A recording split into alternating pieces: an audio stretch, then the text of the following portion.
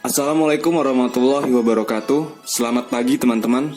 Kami dari kelompok 5 akan membahas completing the task in the acquisitions and payment cycle, verification of selected accounts yang merupakan chapter 19. Perkenalkan, nama saya Wahyu Dava Amisesa dan teman-teman saya Nandi Dwi Kurnia, Mira Kurniawansyah, dan Sony Budiarso. Marilah kita masuk ke materi kami yang terdiri dari 3 learning objectives, yaitu 1. Design and perform audit test of prepaid expenses. 2. Design and perform audit test of accrued liabilities. 3. Design and perform audit test of income and expense accounts. Audit untuk prepaid expense atau biaya dibayar di muka. Prepaid expense merupakan biaya atau cost yang dibayarkan di muka atau di awal periode biaya, yang timbal baliknya dirasakan setelahnya. Akun-akun yang terkait prepaid expense, deferred charge, dan intangibles adalah sebagai berikut. Yang pertama, prepaid rent. Yang kedua, organization cost.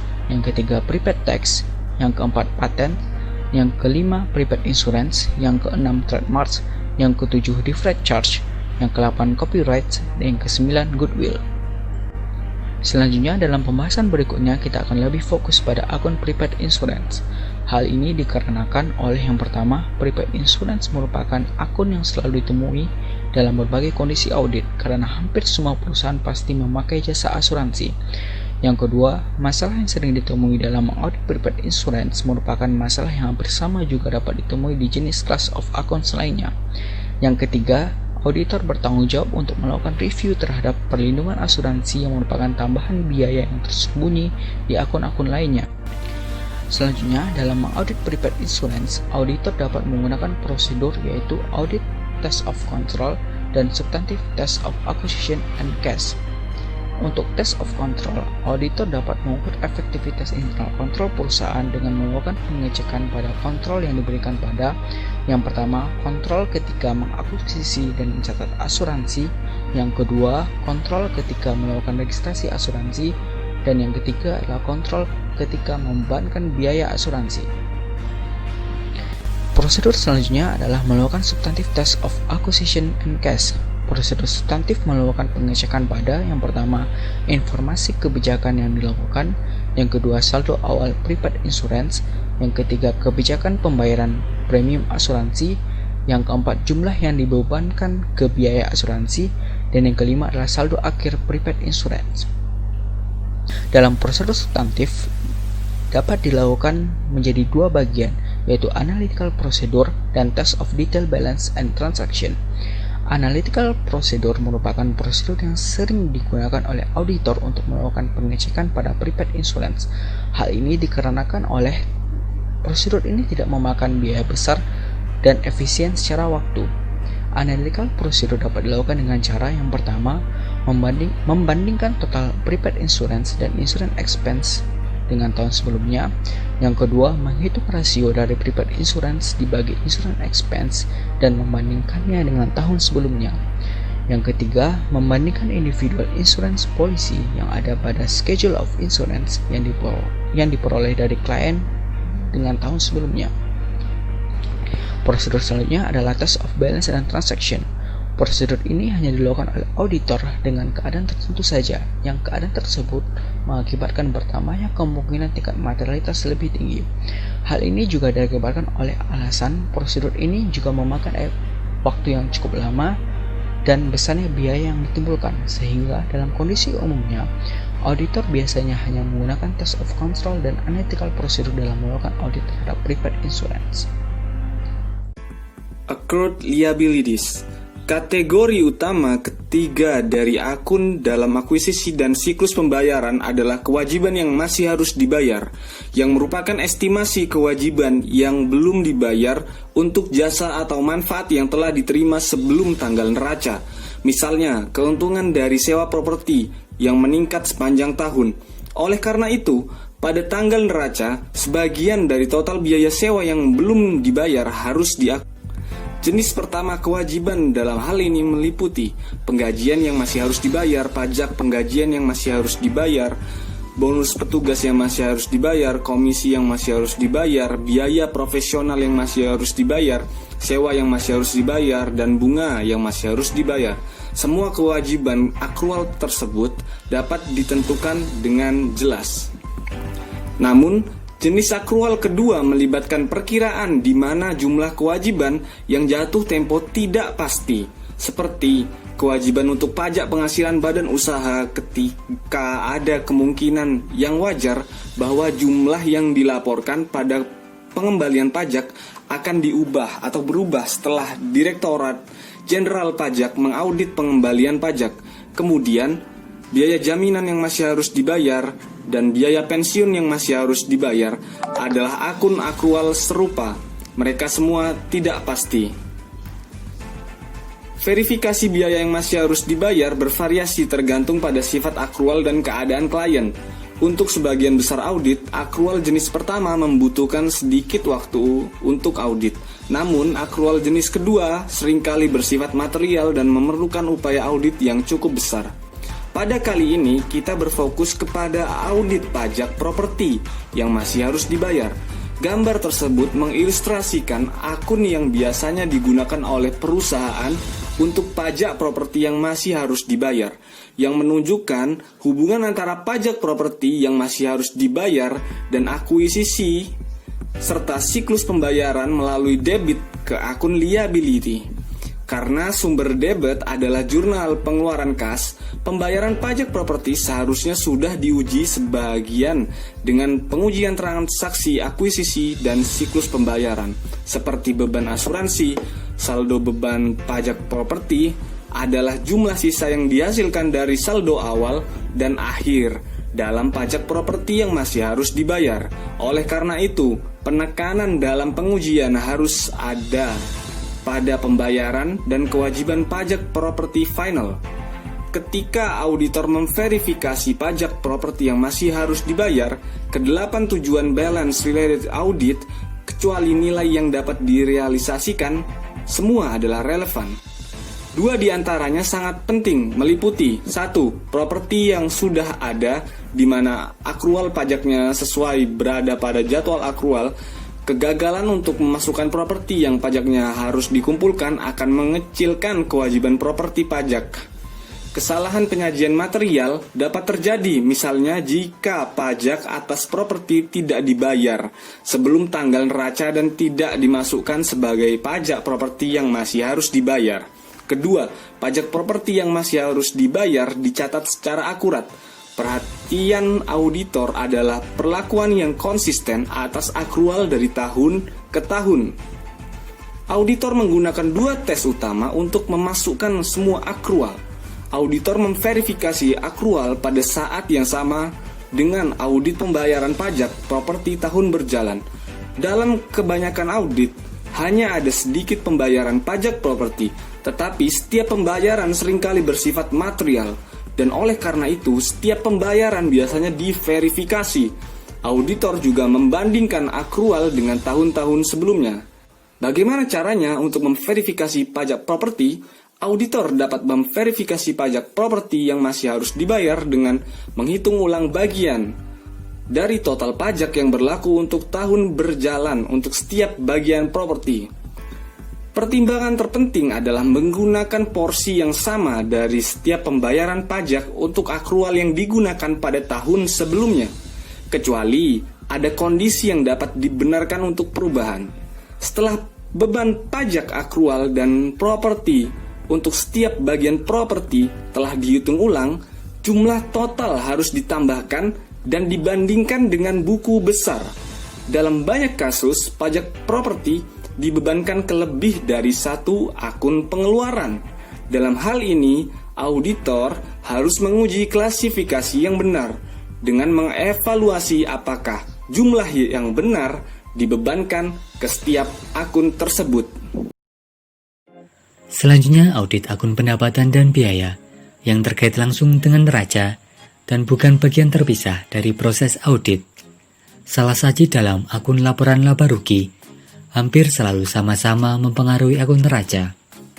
Gambaran umum diberikan tentang prosedur yang biasanya digunakan auditor untuk menentukan apakah akun pendapatan dan biaya dalam laporan keuangan disajikan secara wajar sesuai dengan standar akuntansi. Auditor harus yakin bahwa masing-masing total pendapatan dan biaya, termasuk dalam laporan laba rugi, tidak salah saji secara material. Auditor belum menyadari bahwa sebagian besar pengguna laporan keuangan lebih mengandalkan pada laporan laba rugi daripada di neraca untuk membuat keputusan. Ada dua konsep esensial di audit akun pendapatan dan biaya. 1. Pencocokan pendapatan dan biaya secara berkala diperlukan untuk menentukan hasil operasi yang tepat. 2. Penerapan prinsip akuntansi yang konsisten untuk periode yang berbeda diperlukan untuk perbandingan. Kedua konsep ini harus diterapkan pada pencatatan transaksi individu dan untuk menggabungkan akun-akun dalam buku besar untuk presentasi pernyataan. Bagian-bagian dari audit yang secara langsung mempengaruhi akun-akun ini adalah 1. Substantive Analytical Procedure. 2. Test of Control and Substantive Test of Transaction. 3. Test of Detail of Akun Balance. Penekanan di sini adalah pada akun pendapatan dan biaya yang terkait langsung dengan akuisisi dan siklus pembayaran. Tetapi konsep yang sama berlaku untuk akun laporan laba rugi di semua siklus lainnya. Yang pertama, Substantive Analytical Procedure. Di sini ada sebuah tabel yang menjelaskan jenis-jenis Substantive Analytical Procedure beserta dengan kemungkinan jika terjadi salah sajinya.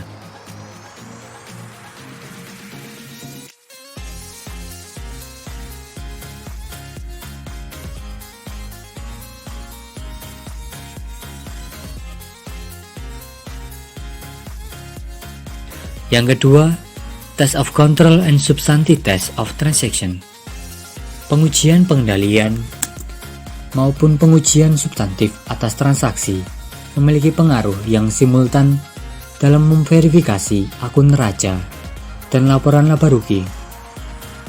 Cara yang paling penting untuk memverifikasi banyak akun laporan laba rugi dalam setiap siklus transaksi adalah dengan memahami pengendalian internal dan melakukan pengujian terkait pengendalian dan pengujian substantif atas transaksi.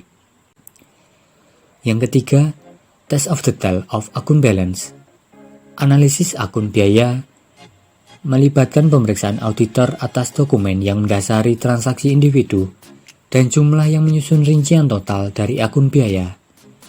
Jenis dokumennya sama dengan yang digunakan untuk pemeriksaan transaksi sebagai bagian dari pengujian transaksi akuisisi, termasuk faktur, penerimaan laporan, pesanan pembelian, dan kontrak.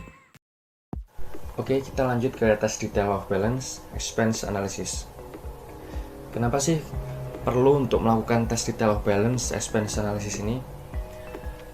Jadi auditor itu harus menganalisis jumlah yang termasuk dalam akun laporan laba rugi, meskipun sebelumnya telah dilakukan pengujian terhadap akun tersebut. Analisis akun expense melibatkan pemeriksaan auditor atas dokumentasi yang mendasari transaksi individu dan jumlah yang menyusun rincian total dari akun pengeluaran. Jenis dokumen yang digunakan sebenarnya sama dengan yang digunakan untuk memeriksa transaksi sebagai bagian dari pengujian transaksi akuisisi, seperti faktur, laporan penerimaan, pesanan pembelian, dan kontrak. Meskipun fokus dari analisis akun expense adalah pada transaksi, sebenarnya pengujian ini berbeda dari Test of Controls and Substantive Test of Transaction. Test of Controls dan Substantive Test of Transaction itu dia menilai risiko pengendalian. Dengan demikian, expense analysis ini pengujian kelas transaksi seperti akuisisi, dan karena itu akan mencakup banyak akun-akun yang berbeda. Dalam analisis akun expense dan laporan laba rugi ini, auditor memverifikasi transaksi dalam akun tertentu untuk menentukan apakah transaksi tersebut sesuai untuk klien, apakah transaksi tersebut telah diklasifikasikan dengan benar, dan apakah transaksi tersebut telah dicatat secara akurat di laporan keuangan. Sedangkan auditor jarang menganalisis akun utilitas, biaya perjalanan, dan iklan kecuali jika terdapat prosedur analisis substantif yang menunjukkan potensi tinggi untuk salah saji material. Di sini ada salah satu contoh dari expense analysis for legal expense. Ya, jadi ini untuk perusahaan Gilman Company.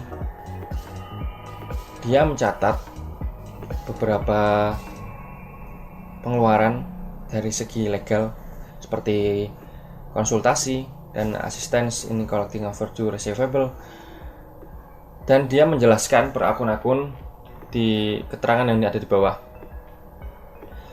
Misalnya yang nomor 1 itu dari Alexander Swift, untuk retainer 12 bulan. Dia menjelaskan bahwa setiap bulannya itu terdapat penyewaan sebesar 1.000, dan juga dijelaskan di date-nya, monthly, dan jumlahnya juga. Jadi jika kita melakukan expense analysis ini akan lebih jelas pengeluarannya dan juga akan lebih tepat hasilnya, sehingga tidak terjadi kekeliruan di mana mengalokasikannya, apakah telah diklasifikasikan dengan benar, apakah telah dicatat secara akurat. Oke, kita lanjut ke test of detail of account balance allocation. Beberapa akun pengeluaran dihasilkan dari alokasi data akuntansi daripada transaksi diskrit. Beban tersebut seperti contoh adalah depresiasi, dan amortisasi hak cipta dan biaya katalog. Kemudian ada juga alokasi overhead manufaktur antara persediaan dan HPP, yang juga menjadi contoh dari jenis alokasi yang dapat berpengaruh terhadap biaya. Alokasi, apa sih pentingnya alokasi itu? Alokasi penting karena yang pertama, ia menentukan apakah pengeluaran termasuk aset atau biaya periode saat ini. Jika suatu klien gagal mengikuti standar akuntansi atau gagal menghitung jumlah alokasi dengan benar, maka laporan keuangan dapat salah saji secara material. Seperti contoh, di alokasi biaya, seperti depresiasi aset tetap dan amortisasi hak cipta, itu diperlukan karena umur aset yang itu tidak lebih dari 1 tahun. Kemudian, misalnya juga pas biaya pada saat akuisisi, tetapi pembebanan biaya dilakukan selama beberapa tahun. Kemudian jenis alokasi lain yang secara langsung mempengaruhi laporan keuangan ini muncul karena umur aset berumur pendek dan tidak berakhir pada tanggal neraca. Seperti contoh adalah prepaid rent and insurance. Dan akhirnya standar akuntansi mensyaratkan alokasi biaya antara biaya manufaktur periode berjalan dengan persediaan sebagai cara untuk mencerminkan semua biaya pembuatan produk. Terdapat 2 pertimbangan penting yang dibutuhkan dalam alokasi. Yang pertama adalah kepatuhan pada standar akuntansi, dan yang kedua adalah konsistensi dengan periode sebelumnya.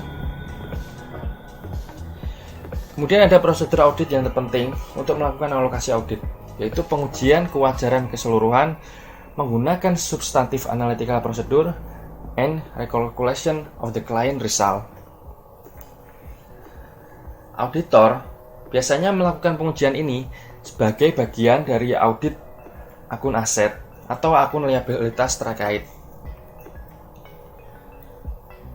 Seperti contoh, memverifikasi biaya penyusutan sebagai bagian dari property, plant and equipment. Kemudian menguji amortisasi paten sebagai bagian dari verifikasi paten baru atau pembuangan yang sudah ada. Dan memverifikasi alokasi antara persediaan dengan harga pokok penjualan sebagai bagian dari audit persediaan.